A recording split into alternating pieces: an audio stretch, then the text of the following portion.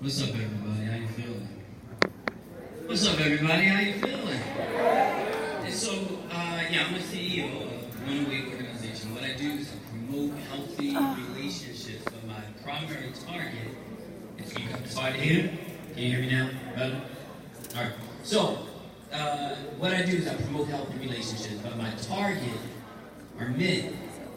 Because as you've heard, when we're talking about domestic violence, it's a lot of women. But what about the men? What about the men? I had a different conversation I wanted to have, but before I say anything, I like to pray, and I ask the Holy Spirit to kind of guide me. And over here is an influx of young ladies. I've never talked in front of young ladies. I've always talked in front of adults that have already been through some things. And as I sit here and I listen to everyone talk, thank you for sharing your story. And I think it's horrible for anyone to be abused. I think it's horrible for anyone to have to endure or suffer all the things that you've heard. But what about the men? What about the boys? What about these little girls? Who up here has told them what a healthy relationship should look like? Oh, they know how to avoid the predators. They know how to avoid the men. Stay away from sex trafficking. Stay away from the bad man. Spray, pepper spray. And I taught my daughters how to do martial arts. I'm a fighter. So I thought it was only appropriate for me to feel comfortable that if my daughters go out on a date, that they know how to defend themselves. So one, she's really good with her hands. The other one, she's really good at grappling on the ground. So I'm good. But I've been in an abusive relationship. My first marriage was abusive. My daughters didn't know. So their mother and I, we got together. I had all the dreams that any young man had, that you want to grow up, you want a beautiful young lady. You go through the turn downs, in elementary school, in middle school, in high school. Everyone's dating, you're trying to figure it out. But what images did I have about a healthy woman? What was I supposed to look for? I thank God for my mom. My mom would always say, be a gentleman. Be a gentleman. Well, when I did, I got turned down. One of the first dances I went to, I'm dressed real nice, because my mama told me, dress real nice, wear my pants, don't let them sag. And, I put on my tie, and dudes weren't really dressing like that. Come on. Going out dancing, right? But my mom said that this is what a young lady would want. So I walked across the room, asked her to dance, and I said, would you like to dance? And she said, hell no. Okay, but not no, but hell no. So I began to question, what is it about me that I'm being a gentleman, I'm being nice? That same young lady, a dude walked over to her, grabbed her by the hand, and took her to the floor, and she responded. I wanted to be a good man. I thought I was starting off being a good man. But someone in her life told her that that's what she should get. So that's why we get the bad boys. That's why we get the roughnecks. That's why we get the pants sagging. That's why we keep guys that just won't talk like, you know what I'm saying? And girls respond to that. If I articulate the way I'm articulating right now, if I was younger, chances are I'm trying to be white.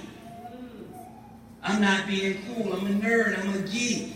But every last person in here want their daughters to grow up to have a good man. But who's telling them? Who's modeling it? Women, are you choosing good men?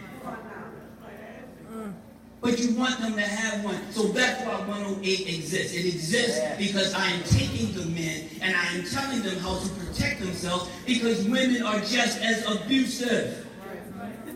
But our society will tell you that they're just being women. Oh, they're just being a concerned mom. Oh, she's just overly protective. So I'm going to tell you a quick story because I don't have a lot of time. So when I got married, my first sign was that she had been abused by her first husband, and she had a son. And I felt, well, I'm never going to treat her like that. I'm going to be a good guy. So I'm being a good guy, and she loved that. But she hadn't healed. Perhaps she didn't know what healing was. Perhaps she didn't know how to heal. I don't know if any woman in here really know how to heal when you're used to surviving. One of the last things you're thinking about is healing. But healing is a process, and sometimes it hurts just as much as surviving. So what you do is just exist. You don't want to go through the healing process because it hurts, because you have to relive some of the trauma in order for you to know that you are healed. But what about the men? So, she didn't. She didn't heal. And my first sign of the not healing is that right before I proposed to her, I got real cool with it. Y'all know what? Hey, baby. I've been thinking about this for a while, right? That takes confidence. Right? So when you get that confidence up, and I wanted to let her know that she was my everything before I made her my everything. So I waited till no one else was around, because I truly believe that it's only before you and God that a real marriage exists. This whole paper that you have to sign, that's it. That just makes it legal. That's so you can protect her financially. That's so you can protect if something happens to you, she's good. But that's not the real marriage. The marriage is between you, her, and God. So I went before her and I said, hey, I laid it on thick. I said, I just want to let you know that this is between me, you, and God, baby, and we're going to make this work. And when I poured it out, and I sat there like, and she sat there like, okay. And so I thought, wait a minute, she didn't respond. Okay, I understand, it was a little heavy. Maybe she just needed a few minutes. So I'm walking away back to slow, like, say something. She never said a word.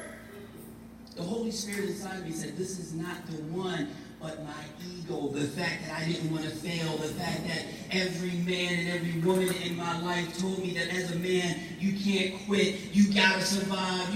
You got to make this woman happy. Everything. You ask any male in here. Our lives are surrounded by making money and making a woman happy and having a child. Who is telling these men the responsibility of the woman? That's another story. So anyway, we get married, right? We get married, and throughout the relationship, she never put her hands on me, but she told me if she thought she could whip my ass, she would. Thank God I'm a fighter. And that scared her just a little bit. But you know, there's other ways of beating someone down. There's other ways. And I hear people tell me that they grew up in tough neighborhoods. So did I. But this woman got me to the point where I almost died. The doctor told me I had less than a year to live. My daughters never knew any of that. Recently, just recently, I made sure that even after I left, I didn't leave because I wanted to. When I decided that I was no longer going to take this abuse, I told her, this is it. But before I leave, why don't we just get the finances straight? Why don't we do all these things to protect our children and make sure that you have? She told me I need a deadline of when you're getting out of here. My daughter's never seen any of that. Right? I had to leave. So I had to give her a date. When I left, I didn't file for divorce. She filed for divorce. I was still hoping that she would come back, but she didn't. So I went off, I prayed, I got myself together, and I found a beautiful wife. God sent her to me. My daughters never saw any of that. Although I asked them for permission, get to know my wife, get to know her like that. I want you guys to be cool. Right now, my daughters are angry with me because they never saw any of that, and I never told them that. Their mother took a good guy. And the reason I say I'm a good guy is not because I say I'm a good guy. It's because I make sure that my friends I've kept for years, the people I surround myself with, they say, if they said anything other, I would listen. So it's not me saying I'm a good guy. I listen to the things that people say to me, the people that I'm surrounded by. I make sure I talk with people that are very honest with me. But my daughters never saw that. My oldest daughter just recently told me, you're a liar. You left mom for another woman. I didn't. The man that your mother was cheating on, wife, called me while I was at work and said, your wife is sleeping with my husband. Well, that's just a small part of what I went through. Just a small part of what I went through. But my daughters never saw that. So my daughters think that a good man is a horrible man. Even though they don't live with me, they have their own space, they have their own room, they have their own clothes. I'm a bad man. Even though I got married before I had another child, I'm a bad man. Their mother moved in her former rapist into the home, but he was a good guy, and mom is a good woman. He left, another guy came in. That guy took the place of daddy. Ladies and gentlemen, please make sure you check 108 out. Go to your Facebook right now when you get a chance. Go to 108 Organization, like and follow. I teach healthy relationships. We discern the difference between what's healthy and what's unhealthy. Thank you.